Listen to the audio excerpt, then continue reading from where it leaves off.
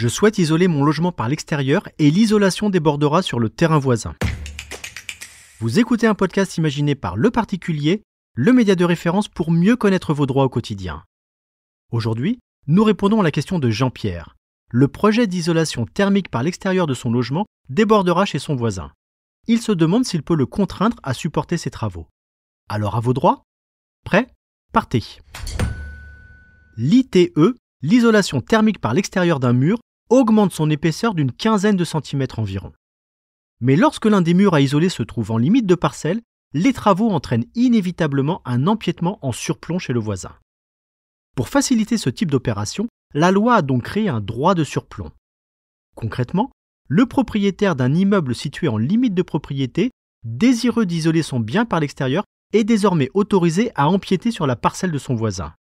Et ce, sans l'accord préalable de celui-ci.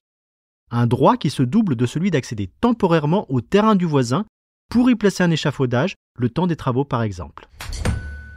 Pour exercer ce droit de surplomb, il faut respecter une procédure écrite, rédiger une convention, signer un acte notarié et indemniser le voisin pour les 10 à 20 cm nécessaires à votre projet d'ITE. En pratique, l'achat ne devrait coûter que quelques centaines d'euros. Mais les frais annexes, de géomètre et de rédaction de l'acte notarié notamment, peuvent faire gonfler la note. Votre voisin peut s'opposer au projet ou contester le montant de l'indemnité. Il doit pour cela saisir le président du tribunal judiciaire en invoquant un motif sérieux et légitime tenant à l'usage présent ou futur de sa propriété. Ce peut être, par exemple, l'impossibilité de mener à bien un projet de surélévation de sa maison. Le droit de surplomb s'applique entre deux propriétaires de parcelles distinctes, qu'il s'agisse d'un logement individuel ou d'une copropriété. En revanche, il ne s'applique pas au sein d'une copropriété horizontale, c'est-à-dire entre propriétaires de maisons individuelles bâties sur un terrain commun.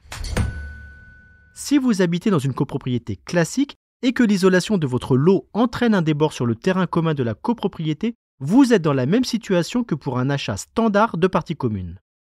Vous devez soumettre votre résolution à l'Assemblée générale des copropriétaires en proposant un prix d'achat. Faute de pouvoir reculer votre maison, avancez dans votre relation avec votre voisin.